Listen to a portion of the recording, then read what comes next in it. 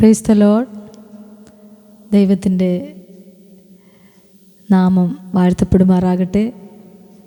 എല്ലാ പ്രിയപ്പെട്ടവർക്കും കർത്താവായ യേശുക്രിസ്തുവിൻ്റെ നാമത്തിൽ ക്രിസ്തീയ വന്ദനങ്ങളെ അറിയിക്കുകയാണ്. ദൈവം നമ്മെ എല്ലാവരെയും ധാരാളമായി അനുഗ്രഹിക്കുമാറാകട്ടെ. ഞാനൊരു ചെറിയ ചിന്ത നിങ്ങളുടെ മുൻപാകെ വയ്ക്കുവാനായിട്ട് ആഗ്രഹിക്കുകയാണ്. കേൾവിക്കാരായിരിക്കുന്ന നിങ്ങൾക്ക് ഈ വാക്കുകൾ, ദൈവവചന ചിന്തകൾ ഒരുപക്ഷെ അനുഗ്രഹത്തിന് കാരണമായി തീരും.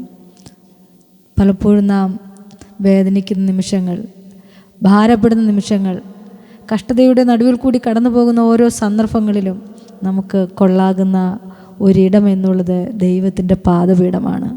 ആ പാദപീഠത്തിൽ നാം ചെന്ന് മുട്ടുകുത്തി ദൈവത്തോട് നിലവിളിക്കുമ്പോൾ ഒരിക്കലും നമ്മളുടെ കണ്ണുനീരിനെ കണ്ടിട്ട് ദൈവം അവിടുന്ന് മാറിപ്പോകുന്ന ദൈവമല്ല. ആ ദൈവം നമ്മുടെ കണ്ണുനീരിനെ തുടച്ച് ഭയപ്പെടേണ്ട, ഞാൻ നിങ്ങൾക്ക് ആശ്വാസമാണ്, ഞാൻ നിങ്ങളെ സഹായിക്കുന്ന ദൈവമാണ് എന്ന് പറയുന്ന വാക്കുകൾ നമുക്ക് കേൾക്കാൻ സാധിക്കും. അത് നാം ഓരോരുത്തരും അനുഭവിക്കുന്നവരായി തീരട്ടെ. ഒരു ചെറിയ ചിന്ത, ബൈബിളിലെ ഒരു വാക്യം ഇങ്ങനെയാണ് പറയുന്നത്. സങ്കീർത്തന പുസ്തകത്തിലെ 112 അധ്യായം അതിൻ്റെ 1-2 വാക്യത്തിൽ ഇങ്ങനെയാണ് ഇവിടെ കാണുന്നത്: യഹോവയെ സ്തുതിപ്പിൻ, യഹോവയെ ഭയപ്പെട്ട് അവൻ്റെ കൽപ്പനകളിൽ ഏറ്റവും ഇഷ്ടപ്പെടുന്ന മനുഷ്യൻ ഭാഗ്യവാൻ. അവൻ്റെ സന്തതി ഭൂമിയിൽ ബലപ്പെട്ടിരിക്കും, നേരുള്ളവരുടെ തലമുറ അനുഗ്രഹിക്കപ്പെടും. എത്ര മനോഹരമായ നിലയിലാണ് ഇവിടെ ഈ വാക്കുകൾ എഴുതി വച്ചിരിക്കുന്നത്. ഹല്ലേലൂയ. ഒന്നാമതായിട്ട് ഒരു ദൈവഭക്തനായിരിക്കുന്ന മനുഷ്യൻ പറയുകയാണ്, യഹോവയെ സ്തുതിപ്പിൻ. ദൈവത്തെ സ്തുതിക്കുന്നവരായിരിക്കണം.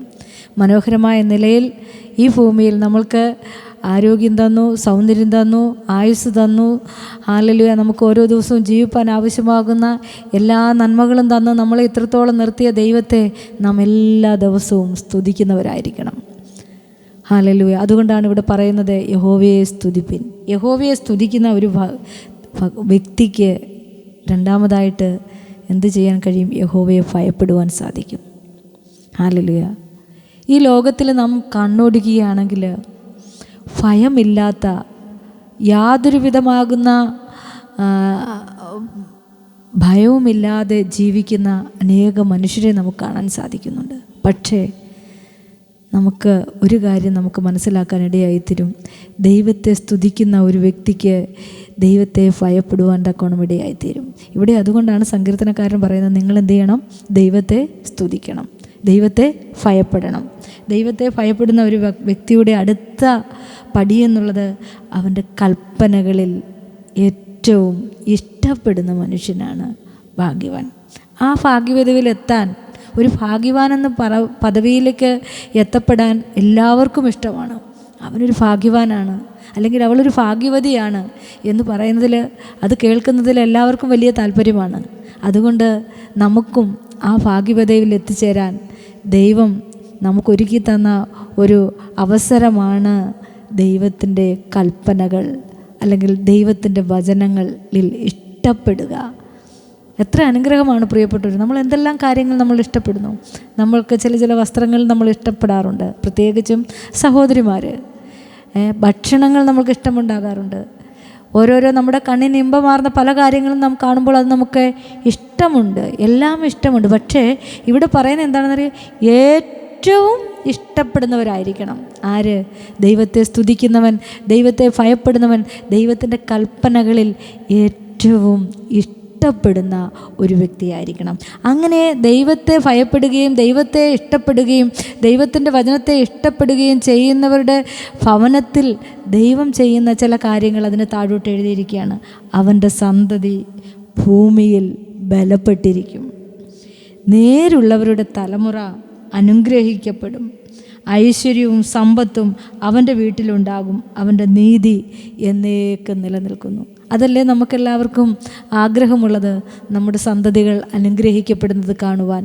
നമ്മുടെ കുഞ്ഞുങ്ങൾ മോശകരമായ ഒരു അവസ്ഥയിലേക്ക് കടന്നു പോകുമ്പോൾ ആ മാതാപിതാക്കൾക്ക് എത്രമാത്രം വിഷമമായിരിക്കും അവരുടെ ഹൃദയത്തിനകത്ത്. അയ്യോ എൻ്റെ കുഞ്ഞ് ഈ ഒരു നിലയിലായിപ്പോയല്ലോ, ഇങ്ങനത്തെ ഒരു അവസ്ഥയിലായിപ്പോയല്ലോ എന്നുള്ള ചിന്ത ആ മാതാപിതാക്കളുടെ ഹൃദയത്തെ വളരെ വേദനിപ്പിക്കുന്നതാണ്. പക്ഷേ ഇവിടെ നേരോടെ നടക്കുന്ന അവരുടെ ജീവിതത്തിൽ അവൻ്റെ സന്തതി എന്ത് ചെയ്യുന്നറിയാവോ? ഭൂമിയിൽ ബലപ്പെട്ടിരിക്കും. നമ്മുടെ ഓരോരുത്തരുടെയും തലമുറകൾ ഈ ഭൂമിയിൽ ബലപ്പെട്ടിരിക്കുന്നത് കാണുവാൻ, സന്തോഷത്തോടെ ഇരിക്കുന്നത് കാണുവാൻ, ഹല്ലേലൂയ, സമാധാനത്തോടെ ഇരിക്കുന്നത് കാണുവാൻ ദൈവം നമ്മെ സഹായിക്കുമാറാകട്ടെ. നേരുള്ളവരുടെ തലമുറ എന്ത് ചെയ്യും? അനുഗ്രഹിക്കപ്പെടും. നമ്മുടെ കുഞ്ഞുങ്ങളെല്ലാവരും അനുഗ്രഹിക്കപ്പെടണമെങ്കിൽ നാം മാതാപിതാക്കളായിരിക്കുന്ന നാം എന്തുണ്ടായിരിക്കണം? നേരുള്ളവരായിരിക്കണം. എല്ലാ കാര്യത്തിലും ഒരു ദൈവഭക്തരായിരിക്കുന്ന മനുഷ്യരെന്ത് ചെയ്യണം? നേരോടെ ആയിരിക്കണം. നേരില്ല എങ്കിൽ നാം ദൈവത്തെ സ്തുതിച്ചിട്ടോ മറ്റുള്ള കാര്യങ്ങൾ ചെയ്തിട്ടോ യാതൊരു കാര്യവുമില്ല. നമ്മുടെ ജീവിതത്തിൽ എല്ലാ നിമിഷവും എപ്പോഴും ഉണ്ടായിരിക്കേണ്ട ഒരു കാര്യമാണ് നേര് എന്നുള്ളത്. അങ്ങനെയാകുമ്പോൾ നമ്മുടെ ഭവനം അനുഗ്രഹിക്കപ്പെടും, നമ്മുടെ കുഞ്ഞുങ്ങൾ അനുഗ്രഹിക്കപ്പെടും. ഹല്ലേലൂയ. അതുപോലെ തന്നെ അവൻ്റെ വീട്ടിലെന്ത് ചെയ്യുന്നറിയാവോ? ഐശ്വര്യവും സമ്പത്തും ഉണ്ടാകും. ഇതൊക്കെ യഹോവയെ സ്തുതിക്കുന്നവൻ്റെ ഭവനത്തിൽ ഉണ്ടാകുന്ന കാര്യങ്ങളാണ്. ഇതെല്ലാം, ഈ പറയപ്പെട്ട കാര്യങ്ങളെല്ലാം എന്നെ കേൾക്കുന്ന ഓരോ വ്യക്തിയുടെ ജീവിതത്തിൽ ഉണ്ടാകട്ടെ എന്ന് ആശംസിക്കുന്നു ഞാൻ. അതുകൊണ്ട് നമുക്ക് പറയാം, അവൻ്റെ കൽപ്പനകളിൽ ഏറ്റവും ഇഷ്ടപ്പെടുന്നവരായി തീരുവാൻ, ഏറ്റവും ഇഷ്ടപ്പെടുന്നവളായി തീരുവാൻ ദൈവം നമ്മെ, നമ്മുടെ തലമുറകളെയും നമ്മുടെ പ്രിയപ്പെട്ടവരെയും ഈ വചനം കേൾക്കുന്ന ഓരോരുത്തരെയും അനുഗ്രഹിക്കട്ടെ എന്നുള്ള ചെറിയ ചിന്തയോടുകൂടി ഞാൻ എൻ്റെ വാക്കുകളെ നിർത്തുന്നു. ഇത് എല്ലാവർക്കും അനുഗ്രഹവും ആശ്വാസവും നൽകട്ടെ എന്ന് പ്രാർത്ഥിക്കുന്നു. God bless you. ആമേൻ.